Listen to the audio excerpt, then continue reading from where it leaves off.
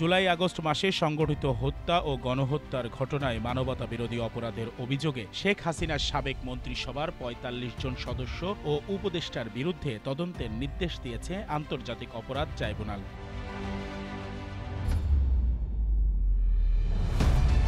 রোববার বিচারপতি মোহাম্মদ গোলাম মর্তুজা মজুমদারের নেতৃত্বাধীন ট্রাইব্যুনাল ১ এই আদেশ দেন। মামলাগুলোর তদন্ত শেষ করে আগামী ১৫ই অক্টোবরের মধ্যে প্রতিবেদন জমা দিতে বলা হয়েছে।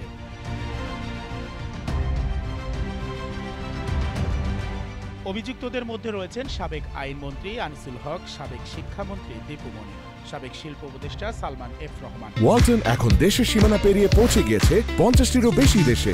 ওয়ালটন, ঘরে ঘরে বিশ্বজুড়ে। এবং প্রতিমন্ত্রী জুনায়েদ আহমেদ পলক। এছাড়া আরও রয়েছেন ফারুক খান, আব্দুর রাজ্জাক, শাহজাহান খান, কামরুল ইসলাম, রাশেদ খান মেনন, হাসানুল হক ইনু, সাবেক বিচারপতি শামসুদ্দিন চৌধুরী মানিক।